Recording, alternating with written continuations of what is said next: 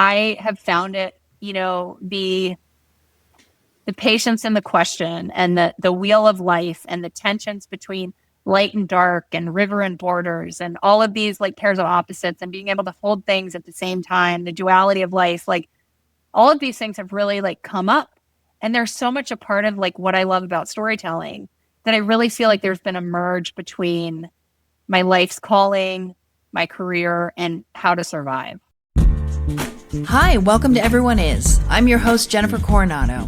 The intent of this show is to engage with all kinds of people and build the understanding that anyone who has any kind of success is successful because they're a creative thinker. So whether you're an artist or a cook or an award-winning journalist, everyone has something to contribute to the human conversation. Because everyone just is. My name is Jennifer Coronado, and I'm here with my friend Jessie Creel, who we interviewed in last season of our podcast, Everyone Is. And Jessie is a really awesome, dynamic producer. And for those who'd listened to that episode, which I know there are so many of you, during that episode, Jessie had pneumonia, and she was coughing quite a bit. And since then, she's actually discovered that she actually has lung cancer. And Jessie, I wonder if you could really talk about, like, how did you suddenly go, this is more than just pneumonia. This is more than bronchitis. What were your realizations? Oh, well, this is going to sound arrogant. But I lost an ocean swim that I shouldn't have. Mm-hmm. And I remember going, what? Like that would have embarrassed all of my coaches. Like what was happening? And I was just like, I couldn't catch my breath. I had done a week of this amazing 9 to 12 lifeguard training that in the California coast is usually done for junior guards, but down here they decided to offer it for adults. And I was like the guinea pig, and I got a few friends to do it. Andrew was one of them. Andrew won everything, by the way. And Matt did it also, my husband, and they were just like, did you get walloped by a wave? Like what happened? And I was like, I don't know what happened. But like I got home that day, it was the final day, and I go, I can't lay on my right side. How funny. This was the end of August. And the first week of September, I texted my therapist and I said, I just think I have stage 4 lung cancer. I can't explain to you why. Should I go to a pulmonologist or should I take an Ativan? And what made you text your therapist versus like your primary care physician? Like, did you just want to check that you were not overthinking something? No, it's because I hadn't felt heard by my primary care physician, but it wasn't his fault. It was a lack of knowledge about my disease. And the fact is that even before I went for my bronchoscopy, my lungs sounded fine. So the only way to really see lung cancer is to do a CT scan. I called my friend Kenny Lynn, who works at UCI. He's an MD, PhD, but his path to success was Stanford undergrad, Harvard MD, MIT PhD. Oh, just little schools. I said, hey, I need a pulmonologist. He said, you should go see Dr. Coley at Paloma Medical Group. He's the best. He's just like, he's who you want. So I called and he was booking out to the middle of February. And I was like, well, that's not going to do. So they said, but we can offer you an appointment with his partner tomorrow. And I said, great. And the reason that I went from, oh shit, I had to have major mouth surgery.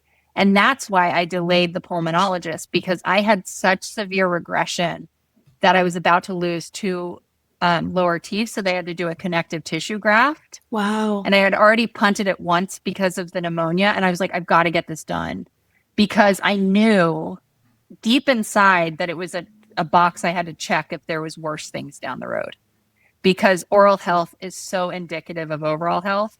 Can we talk about that really quickly? Like, yeah. Why is your mouth and your eyes not part of your body? Especially when your eyes are part of your brain. Right. Like, I don't know. I do not know that.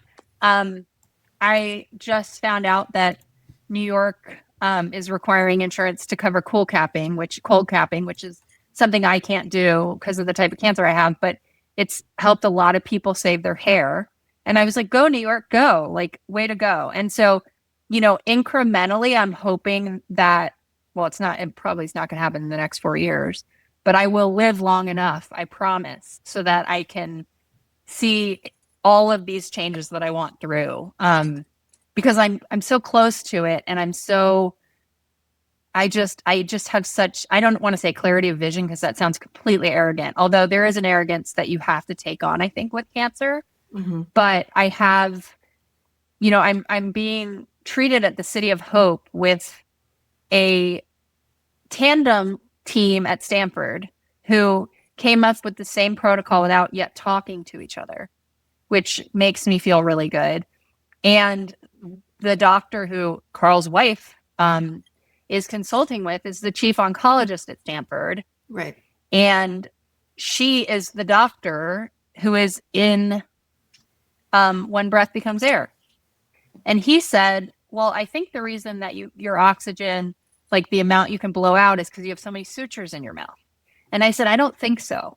I said, I've been coughing out sutures. I've been coughing. I said, the amount of sutures I've been coughing out, and this is hopefully where I'm not going to lose your audience.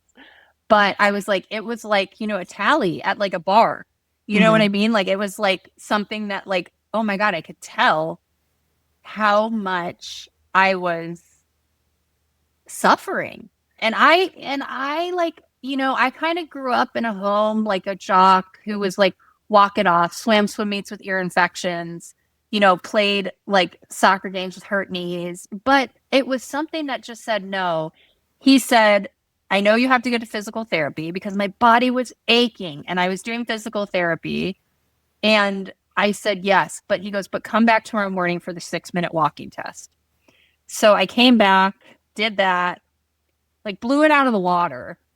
And so not a good way to tell if you have lung cancer. So far, listening to lungs, clear, and a 6-minute walking test didn't do it.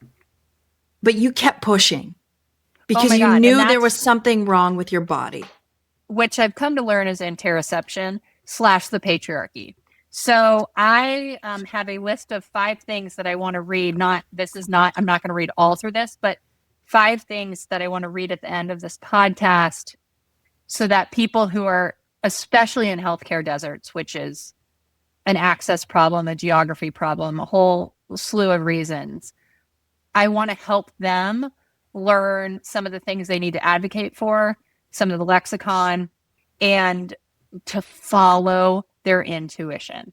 Mm-hmm. So luckily this doctor, Dr. Rouser, he said, you know what? I'm ordering you a CT scan. You're complaining you're in pain. Your pulse is a little high.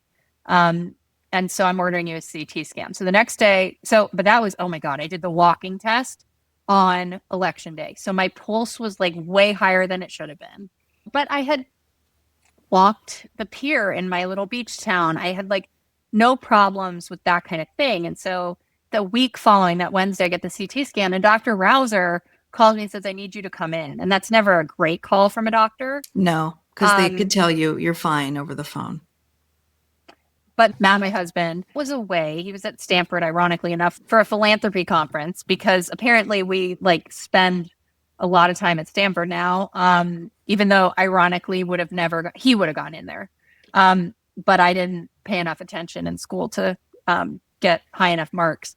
But I just had this brave face, and I went and sat with the doctor. By yourself? And by myself. Mm-hmm. And he said, I just want you to know we have the most amazing cancer care here. And I was like, well, that's a way to start. And he said, but you need a biopsy, and I'm not the one to do it. So Dr. Coley's the one to do it. And Dr. Coley is like in the next room, and he'll be in here in 5 minutes. And Dr. Coley, who's initially who I wanted to get. Right. And so he comes in, and he's this very charismatic man who is so finely dressed and like really confident, and he's Sikh, and that's very much a part of him. And he wears a beautiful turban, and he comes in, and just his presence made me feel better. And he was like, well, let's look at the scan together. And I'm like, I don't want to look at the scan. Like, I'm so scared. He said, there's no reason to be scared. Let's look at it. And so he said, I am slotting you for bronchoscopy surgery on Wednesday. And this was on a Friday afternoon. Matt's getting home from the airport. And meanwhile, Dr. Rouser had called Matt, who was going through TSA, being like, I just want you to know the conversation I had with Jessie. It was like cinematic how crazy this was. You know, he's like, you hear TSA coming through and he's like, cancer? Like, what? So we go, and Matt is pretty good at like, I don't know. He was just like the like even keeled like college athlete and high school quarterback. And he's like, he's really good at evaluating things. Whereas I'm like, yeah, it's cancer. I know it's cancer. Like, it's my body. It's cancer. And he's like, we don't know that. It can be other things. So the next day, Saturday morning, Dr. Coley calls me. He says, you know what? I need to get you in on Monday. Tell me about that. When you're approaching a biopsy like that, like, what are you feeling? What's the prep for that like? Like, yeah. So I just, like, I don't want to be an ageist at all, but I am starting to notice that I'm a fish out of water. So I'm waiting in the pulmonologist waiting room, and I am 30 years younger than everybody else. Yeah. You know, I'm waiting in line at the endoscopy and colonoscopy place for the bronchoscopy, and I am the only person who doesn't have to have assistance into any of the beds or, you know, anything. Yeah. I like, there's just something I'm starting to sense. Okay, like this is where I like arrogantly put myself on the hero's journey. And I was like, okay, I definitely had a call to leave the cave when I was in Albuquerque visiting my parents this summer. And I passed a huge blood clot through my lungs. Like, that was like a huge, huge thing. There was a time when I was camping and I had to sit upright to catch my breath. And then there was that time when I couldn't lay on my right side, and it turned out it's because the tumor had collapsed my right lung. So those three things I had completely ignored until my pride got the best of me, and I'm like, I should have done better in that ocean swim. Now, was that really it? I don't know. It was my mask, you know, and that was like, it was what I was wearing. And I left the cave alone when Matt was going through TSA, is when I really felt like I left the cave, and I started to meet my mentors. Immediately, Dr. Coley, as I said, you know, got me into the bronchoscopy. Tuesday, he was actually in Boston teaching a class, and he pushed for the PATH committee to review it because the next week was Thanksgiving, and I was supposed to go to Austin to visit my very sick 92-and-a-half-year-old grandmother. So he pushed, and he said, he called Matt and he said, it's cancer. It's adenoid carcinoma. I'm guessing it's primary cancer of the lung. And I have gotten you in with the clinical director at the City of Hope, Irvine. And I just was like, I knew it. And Matt was like, you know, that was the shock. And that's when I realized being the spouse is harder than being the patient. I think the things you learn, like my mother had multiple myeloma cancer, right? And the things that you learn as someone who's helping someone who's going through an illness is you have to try to not treat people like their illness, right? Oh, yeah. Because they're still a person and you want to help them and you want to take care of everything, but you're still a person with agency and you want to do the things you want to do, and you don't want to be told all the time what to do, but also sometimes you need help. So it's that balance, right? And I was very public. I mean, I sent to my closest, like 30 contacts, the people I love, the people who I don't want to disappear from this earth without having contact with, of which you were one. I sent the email about my cancer. And I started to say, there's so much shame in this game. I don't know if it's our puritanical heritage or why we try to assign behavior, because people were like, what? You have lung cancer? You've never smoked. Like, what the hell? And I'm like, anyone who has lungs can get lung cancer. And also 40% more women die of lung cancer than they do of breast cancer. why do we demand mammograms but not CT scans? Problem. Right. Because CT scans cost more money. And Philip Morris has done a good job burying those statistics. Yeah. So there's a whole lot of just gross, like Machiavellian shit that happens in Washington, D.C. that we don't even know about. The Den of Thieves. I mean, we know about it more now than ever. Yes. But, it was one of those things where my friend Jessica Yellen, who's this amazing, I guess they call them creators now, but she was a journalist and multi-Peabody winning, amazing journalist. And she called me and she said, "What can I do for you?" And I said, "I don't know. I'm just learning. I'm learning." I had sent the results to Michelle up at Stanford and she goes, "Oh my God, I'm so sorry. But you're going to fight and you're going to win and we're going to get you to win." And Carl was like, he was echoing what Michelle was saying. And he was like, "We're talking about you a lot in this house. And, it's just, you're going to fight and you're going to win." He goes, "You've got this and we've got you." So Jessica calls me and says, "I would love to introduce you to Ann Wojcicki," who I can't say the last name of, but she had founded 23andMe. And her sister, Susan, who is the CEO of YouTube, passed away of this exact cancer in August. Yeah. Not the exact cancer, the non-small cell lung cancer. She had a different mutation, and that mutation wasn't found in enough people to warrant the amount of investment in a targeted therapy that it should have. And so Anne hooked me up with this wonderful woman, Marcia Horan, who's the head of ICANN, which is the International Cancer Advocacy Network. And she was like, "You have to talk to her." And this is happening at the exact same time that I'm meeting with my oncologist for the first time. Right. At the City of Hope. And so I get out of that meeting and he says, "I just have a feeling, I know what this is, but we have to send this out for genetic testing to see if we can target therapy." And so he goes, "And then tomorrow you're going to do a PET scan and the next day you're going to do a brain MRI." And I was like, wow, I'm going to be at the City of Hope quite a bit. Okay. So I leave and Marcia calls me and she says, "I just talked to Anne and I want you to know there's two names in the game with this kind of cancer. Dr. Nishon at City of Hope and a doctor at MD Anderson." And I said, "Oh my God, I'm Dr. Nishon's patient." I said, "I was just with him for 2 hours." How did that happen? I have no idea. I have absolutely no idea. But it made me think, oh my God, how do we multiply him so that the poor OBGYN in rural Idaho isn't doing a bronchoscopy on a patient, because of healthcare access, trying to cover it all and realizing like, oh my God, like I got the like LeBron James of this cancer. So I was kind of like, wow, amazed. And then the PET scan revealed that I had some bone mets. The brain MRI revealed that I had 6 spots in my brain because apparently the cancer goes to the most fertile place first, which happened to be my brain. Of course. And so I was like, yes, thank you.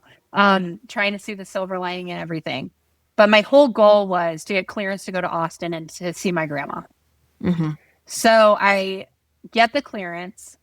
We're sitting with Dr. Nishon and he's like so sweet, but like this is the guy who graduated top of his medical class and like he's just on it. And he's also a blood doctor and I have a blood disorder. So he's always seeing that in the background and it's amazing. And I have to give props to the woman who runs my GP's office because she hand delivered all my medical files. Chantel Shore. Coco is her nickname. And she drove the files over. And Dr. Nishon goes, "Who are you? I've never had files delivered by hand before." As soon as like they learned of the diagnosis, she was on it. Like she was just like, whatever you need. She waited till I was out of that appointment. But so Friday, he's like, "Yeah, you can go to Austin." And I go, "Are you telling me this because it's the last time?" He goes, "No, I want you to go next year too." And I was like, okay. Like I'm going to take that as a positive sign and I'm going to let that seed grow. And you should, because another thing that people don't know about severe illnesses is a big part of it is the head game. So if we're going to go back to Caitlin Clark and we're talking about athletics, Athletics is physical. It is a head game. And it's the same thing with combating an illness, right? So you have to feel like you have the possibilities, or 100%. it Hope. can really take you down. Hope. Yeah. And guess what? Guess what nurtures a good hope is my Zoloft prescription. Mm-hmm. And having the Klonopin when I start to go down those really dark alleys, or having, the breathing treatment when I become short of breath, having my inhaler, having access to millennial doctors. By the way, Dr. Coley and Dr. Nishon both give me their cell phone numbers, and I can call them anytime. That is a new thing. Yeah. That is a wall coming down between the hierarchy of patient and doctor. And I call them by their first name. You know what I mean? It's just wonderful. And sometimes that's you, Jessie, I have to say. Sometimes that's you. You just bring that out of people. I broke them. But I will also say that they really, both of them, believe we deserve better in this country, healthcare wise. And we do. And so I was like raging, because it was right after the election and I was going to Texas, and I was like, but I was going to Austin. So thank God. But I was just like raging about it all. And I said something like, I just can't believe how hard it is to advocate for yourself as a woman in this healthcare world. And Dr. Nishon looked at me and he goes, what the hardest hit group by that is the Black women with sickle cell who are not believed. And he goes, and I've seen it firsthand. If I could have a magic wand to flip the switch, I would. And my God, like our patients, what they're telling us is first in line, and everything else we do is supporting of that narrative. And that goes back to the head game thing that you were talking about. Yeah. Which again, like, I know, I'm facing mortality. What I had to decide pretty early on, part of me leaving the cave and meeting my mentors, of which I have the most amazing team. Ann Wojcicki is like, Marsha Horn is the woman to talk to whenever you're feeling down, because she knows what studies are coming down the pike, and she knows what trials you can get into, and she knows Dr. Nishon, and she knows me, and all of this wonderful stuff. But I was just like, I'm meeting my mentors, and tomorrow I start chemo, which I'm looking at as my time in the underworld, where the hero's journey goes into the bottom. Yep. The mentors send you in, and then you go and you start learning what your magical power is at the end, and you go back to the cave with it and you help serve others. Yeah. That's the story of 1,000 faces. And yes, for me to put myself on that, I drew that for my sisters when they found out. I drew that for Matt. I've drawn it in Pac-Man terms for my kids. But I think that putting yourself in the bigger picture of humanity for a fight like this also helps alleviate some of the pressure of it. Because it doesn't feel so individual. It doesn't feel so individual. I really draw the line at having to console other people over my diagnosis, because that takes energy. I totally agree. And here's the thing, and you can answer this or not. Yeah. But you mentioned your kids. Yes. And you have 3 kids. Yeah, beautiful, lovely, different humans. Yes. And human beings in their own right, as Judge John Hodgman would say on his podcast. Yes. And they're pretty young. So how you talking about this journey in Pac-Man terms. How did you tell your kids? So, what's funny? I told my kids through a Zen story called The Farmer's Luck. It is the story of a man whose son breaks his leg, and this guy comes over and says, "What bad luck do you have?" Mm-hmm. And he goes, "We'll see." And then the next thing happens. There's a sequence of events, and the son doesn't end up having to go off to war because of all of this that happened, which had been such bad luck. And the dad was unwilling to commit to feed either side of that. Mm. I think that, there's a patience in the question. And so I read my kids that story, and they had dealt with me coughing for 5 months. And I said, you know what, guys, my cough is the farmer's son's broken leg, because most people with this cancer don't have a cough and they don't have a sign. And so they wait and they wait and they wait. and it, gets a lot worse for them. And I said, so I want you to see that this cough that's in your memory from camping and from all these trips, like it was a blessing in disguise.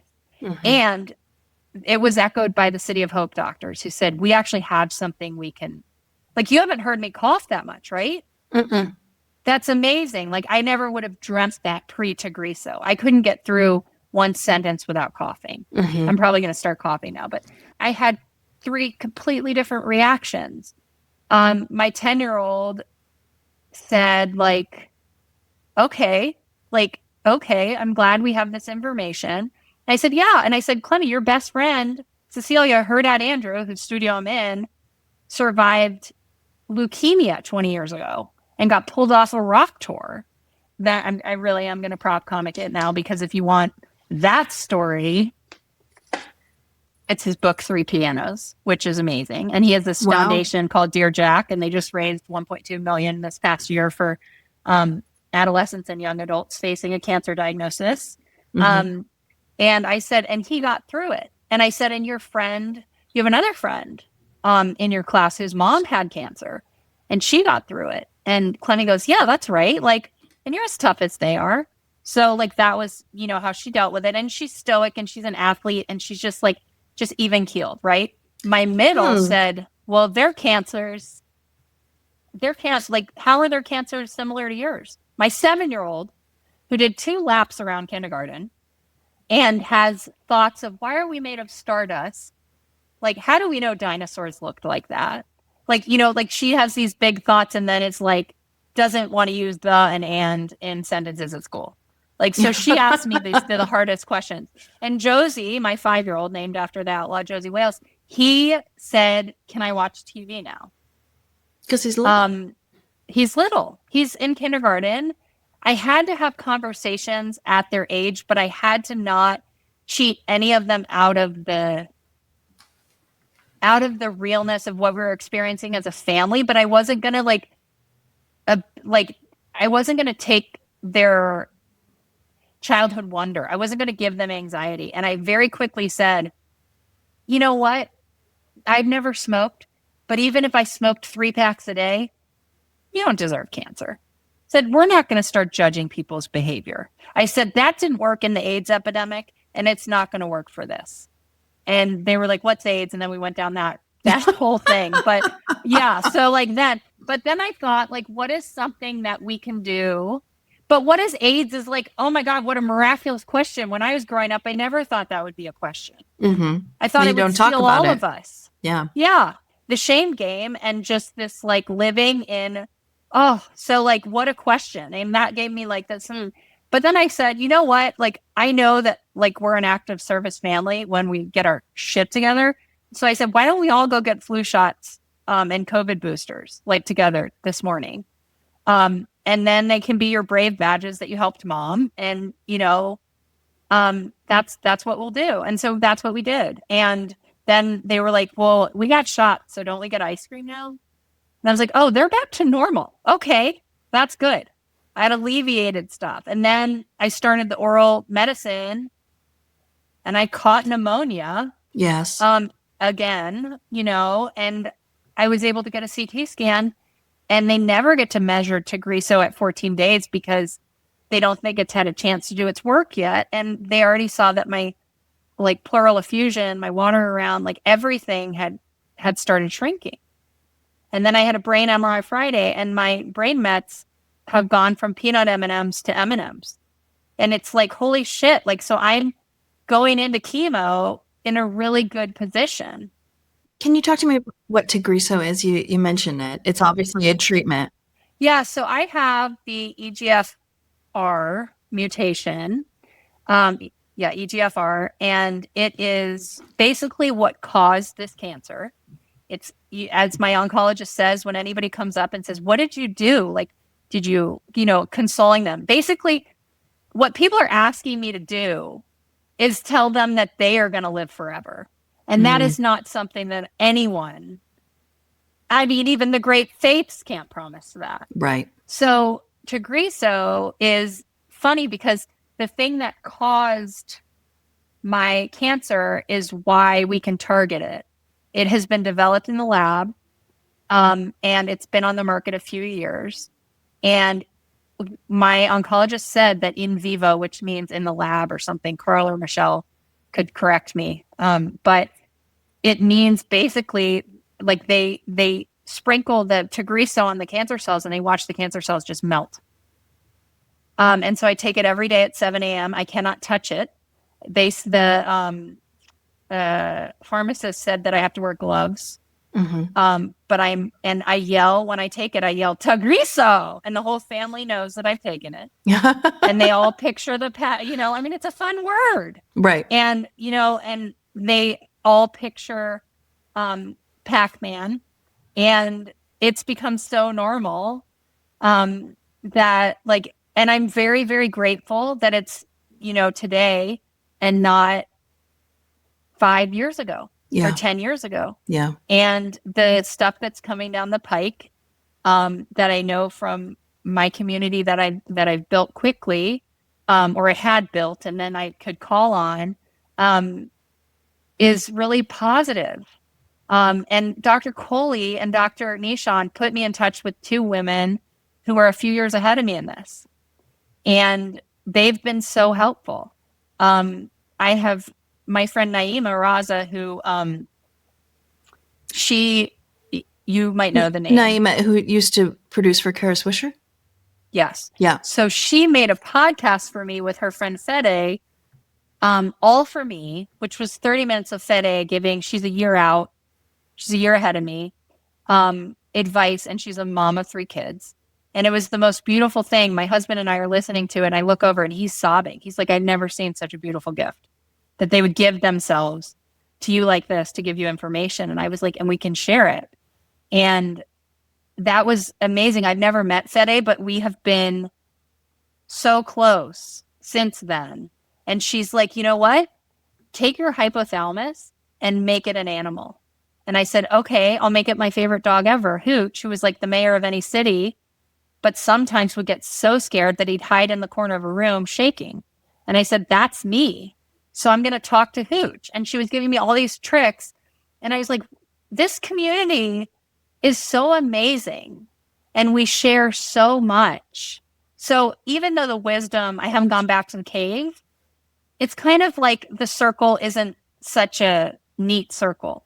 Like we can shout from the underworld and help others on either side. And I think that, I think it's really been a tremendous growing experience. I don't like when people say that. My therapist, by the way, I've been seeing her for 12 years. I'm like a little. And you different. called about cancer advice? What? Yeah, exactly. Yeah. So so she said to me, because I go, Piper, like Dr. Walsh is how most people refer to her, but I'm like, Piper, like, it's just my hero's journey. Like, what are you talking? Like, it's just my hero's journey. Like, I'm going to meet my mentors. I'm going to go. And she goes, oh, no. It is fucked. That you have cancer is fucked. Like, I don't want you to be in this denial. Like, and she was like calling me out on, wow, I was in serious denial. But I was like, but it's a good place to aim for, is to like put myself on that like roundabout, like, what can I do? I feel like that's the service of mythology, is we can do it in real time. Like Joseph Campbell obviously looked at it backwards, but I have found it, the patience in the question and the wheel of life and the tensions between light and dark and river and borders and all of these like pairs of opposites and being able to hold things at the same time, the duality of life, like all of these things have really like come up. And there's so much a part of like what I love about storytelling that I really feel like there's been a merge between my life's calling, my career, and how to survive. Yeah. Well, I mean, there's several things in there that I hear like all through this, right? And number one is, it is fucked that you have cancer. I think it sucks. And I'm going to help you any way I can. Thank you. And I know you are not just saying that. You are the best. But it is your hero's journey, because that's the mental place you choose to launch yourself for how to deal with this. And that's okay too. Yeah. So both can be true. But also what I hear too is you've spent a lot of time building a community that weirdly has surrounded you in a way that's very helpful for this journey that you're on. It's Yeah. insane. Yeah. I mean, like the when breath becomes air, his widow blurbed Carl's book projections. So the whole reason I paid attention to Carl's book was because Andy Ward, who's an amazing nonfiction editor at Random House, who's the top of the line there, was on board for Carl's book. And I'm a producer enough where I love reading book news, manuscript form. This one I had found when it just came out, and I saw that Lucy, who's a doctor at Stanford, who is Paul Kalanithe's widow, had blurbed Carl's book, and I thought, like, wow, that's crazy. And then I read the book, and I go, oh my God, this picks up where so much of what I wanted When Breath Becomes Air to say, but unfortunately, like, Paul was stolen from us by this cancer, and Lucy had to finish the book. But it was a unbelievable feat that they got this out there, and a Pulitzer Prize finalist. I mean, it's just such a beautiful book. And he's so vulnerable, but he doesn't feel sorry for himself. And I definitely am not that good. I definitely feel sorry for myself, especially when the sun goes down. I don't know why. It might be my benchmark of, okay, another day to fight. I get a little sad. And it's unbelievable. They see life and death every day. Some of my biggest mentors, may I cuss? Because one of them today, who I have never heard cuss, who is like the finest human being, married father of 3 girls. His wife is just amazing. They're just rock stars. His wife's on the board of Planned Parenthood up your way. So we love them. And he said, today's your reminder to fuck everyone and fuck everything and just get better. And I was like, wow, that's coming from someone I revere. And this is kind of the message that I'm getting now. And so I'm looking at this podcast as kind of my closing message before I go into the fight. Yeah. And I appreciate you giving me the time to do that. I didn't realize the such close relationship between cancer and mental health, and it's going to give us a new POV for our scripted series. Yeah. And I said to Carl, how much did you leave out of the book with cancer patients? And he's like, probably as much as what's in the book. I said, okay, well, that's a new call for me. I'm hearing it. I'm hearing it loud and clear. His wife is a MacArthur Genius Award winner because of her work in cancer, pediatric oncology. And the biggest gift of all that she gave me is that she has now, so she does pediatric brain cancer. But because of our friendship and this, she has now started studying non-small cell lung cancer in her lab, which is just unbelievable because she's got a brain that, I'm surprised it fits in her head, to be honest with you. She is just brilliant, and she's creative as hell and compassionate, and she's an amazing physician. And now she's going to be able to dedicate her huge lab to seeing the neuroscience of cancer, which is what she's a pioneer in. Mm-hmm. And what she has really discovered is that cancer is really a microscope of human biology. And she became the expert on long COVID because of her knowledge of brain cancer and addiction and all of these things. And so what I hope to come from all of this too is that, we can harness technology to really start to understand human biology and get in front of these things. And get in front of these things in the sociological way too. Yeah. Say oh my God, there's not a hospital there for 100 miles. Let's build one. And, let's pay somebody enough to live there and serve them. Or, you know what I mean? There's just so much solutions. People don't need a bigger plane. They don't need a bigger yacht. How rich is too rich is a question Naima is going to handle on her new podcast. But I'm starting to sniff it that there's a lot of people who are too rich. And so there's this clarity that comes with cancer of well, if I think I'm going to survive, my God, it's such a gift to be here.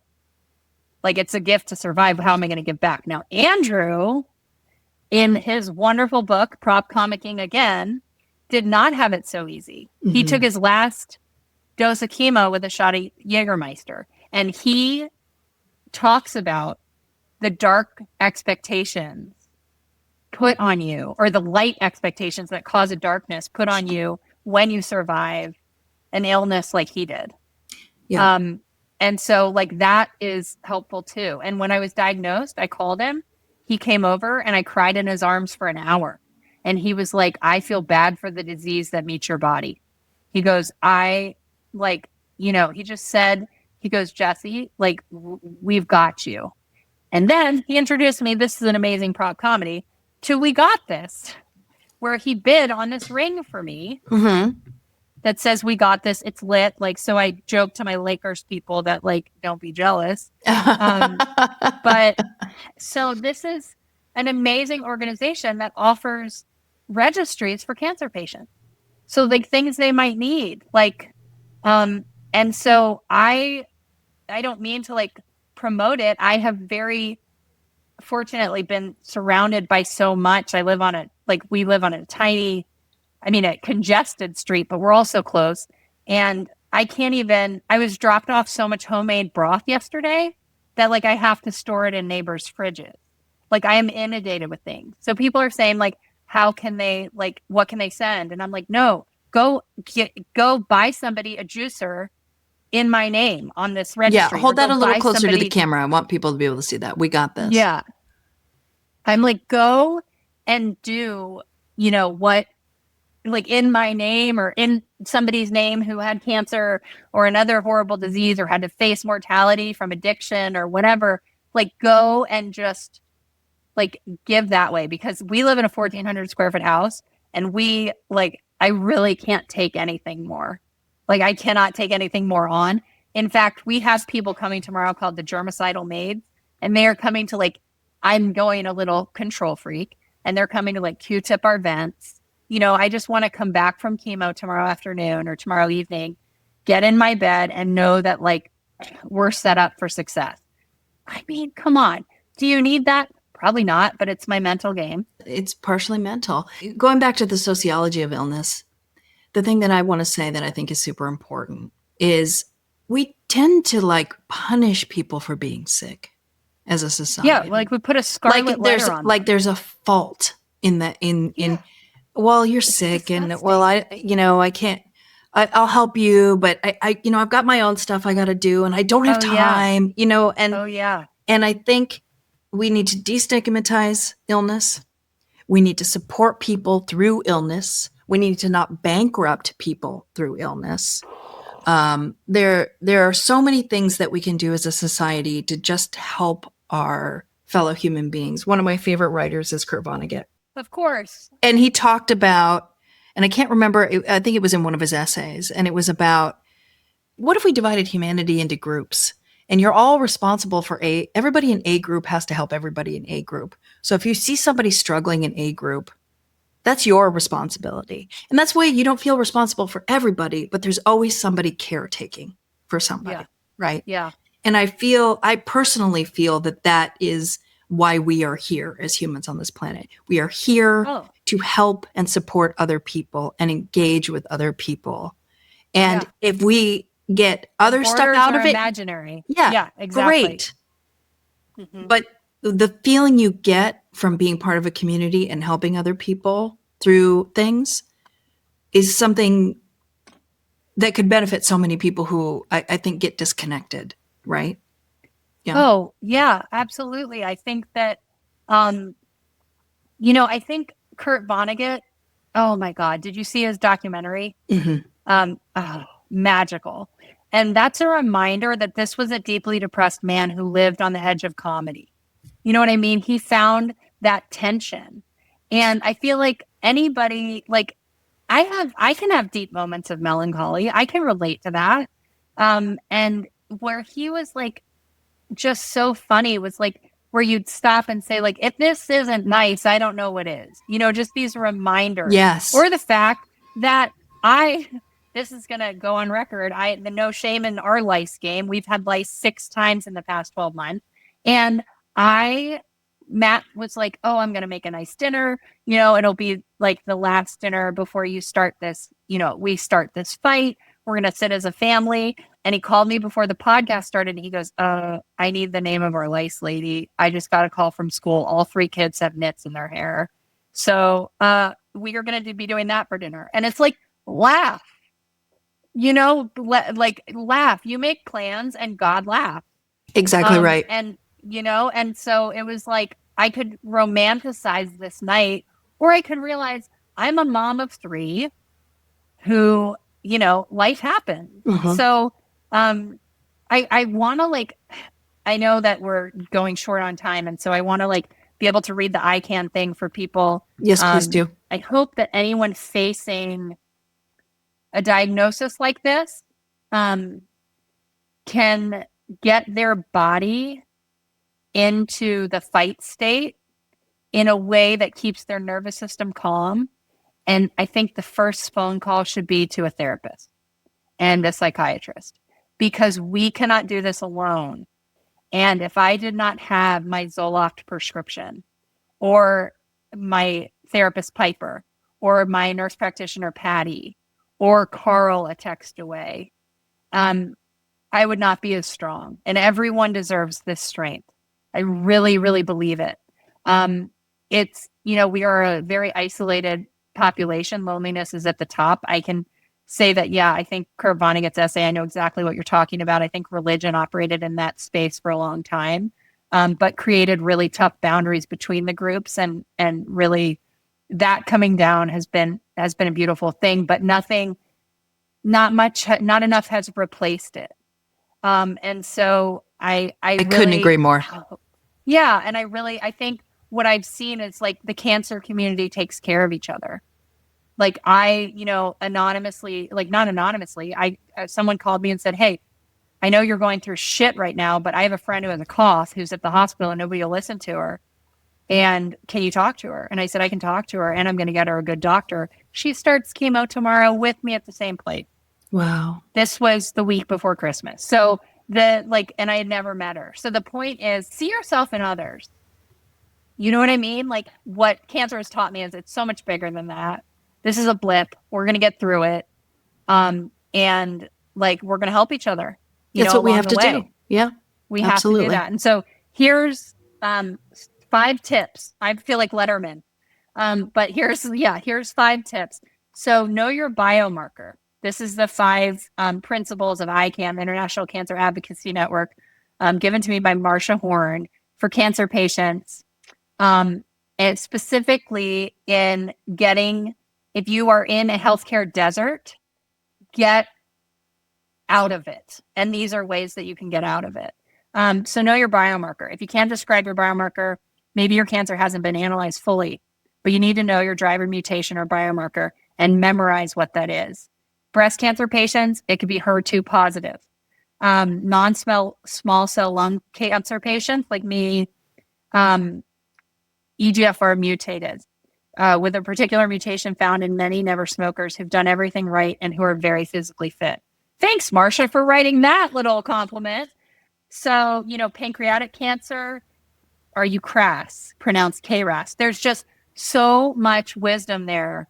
So just remember biomarker and Google it. Like we all have Google, I hope. My God. Okay. Second opinions are key. 90% of cancer patients are treated by community oncologists, but not every community oncology center has time for or research infrastructure to conduct a clinical trial. Yeah. So call ICANN and get your name on the list, because they will get you into clinical trials and they will get you approved within 3 or 4 days, where insurance would take 4 weeks. This is an advocacy network, and they raise money to do this. And Dr. Nishan knows them.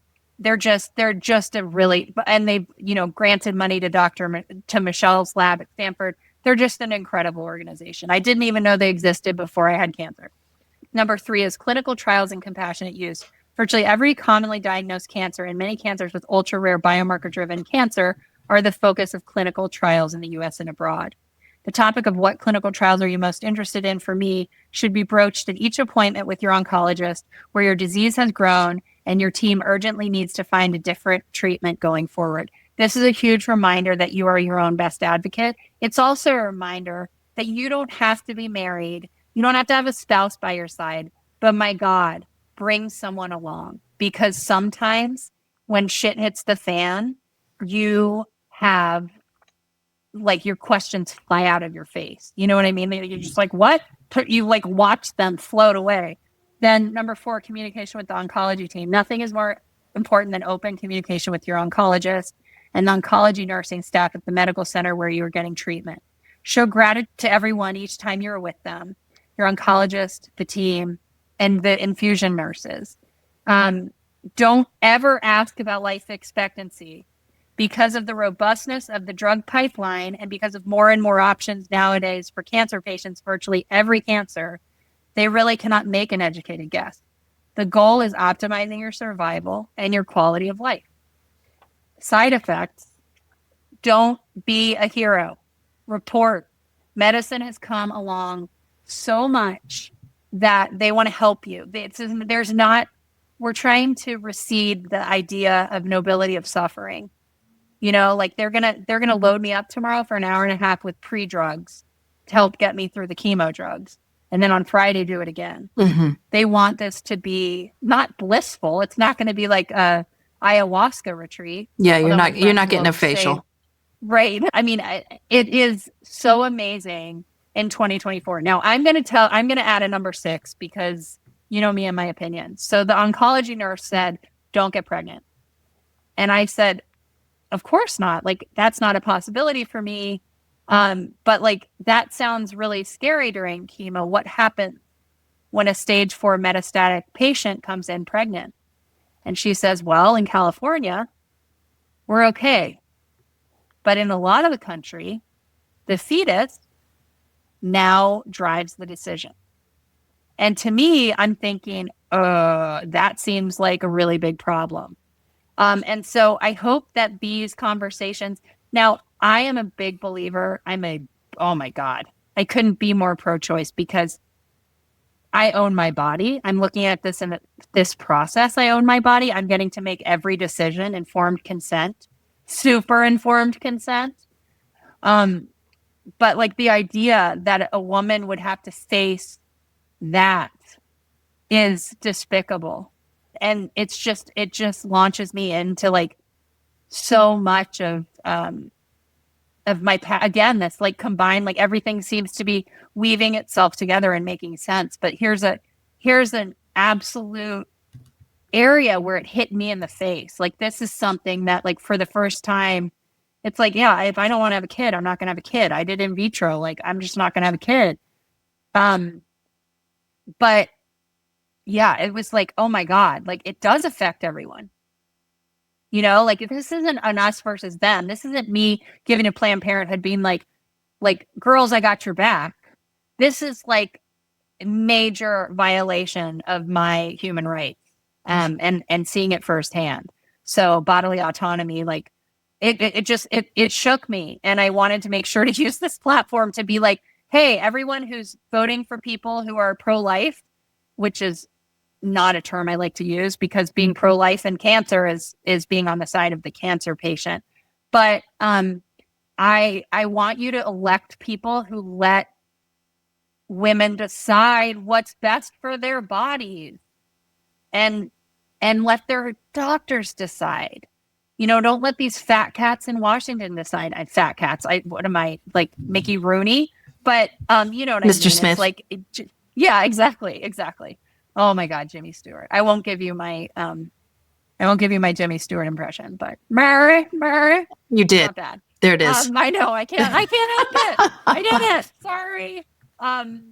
But anyway, I just wanted to like tell you guys how much I loved you. I love your podcast. I don't miss it. I'm so grateful these creative souls are out there.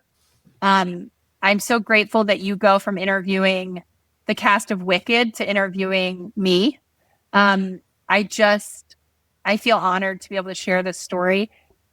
Yeah, I feel like there's no shame in this game, and I'm living this out loud as much as I can. If it starts to take too much energy doing so, I won't. Mm-hmm. But for right now, I am buoyed by my community, my medical team, my friends, my family. And yeah, and I'm looking at this as the washed up jock that I am, like a big swim meet tomorrow. Okay, let's go. Let's do this. Yeah. Well, the thing that I want to say to you as a sort of final wrap up, which that is a better wrap up than I could ever do, is when it gets dark and the day starts to end, just remember that there is sunshine tomorrow and that the sun does come up, you know? That helps me so much. And we are at the time of the year when the days are getting longer. Yeah. Yeah. And I tell my kids every day that I have less cancer today than I did yesterday, and I will have less cancer tomorrow. And that's our meditation. I can't promise anything else, but I can promise that. And so that is, what I hope we all can take some sort of format of that, and understand that, like, yeah, this is what's happening. And I had a little bit of guilt that I was doing this to my kids. And then I was like, no, this is going to make them awesome. Like, look at you, Jen. Like, you were like out there because you saw firsthand what it was like. And you were constantly like helping, I don't want to say the downtrodden, because again, apparently I'm in a time machine, like really far back. But you're out there always like helping the people whose voices need to be amplified. And that's from a deep sense of empathy. And that is earned from having been close to a parent who is really ill. And so, is it something you wish upon your kid? No. But like, let's take they're going to be tough cookies. Yeah. And they have amazing friends. So far, they think cancer's pretty rad. They got to go to a Lakers game. And then, they just think they're like, wow, what? We got sent this? Like, oh my God, wait, we get to eat cake for dinner? What? They're Pavlovian a little bit, but things are going to get real for them soon enough.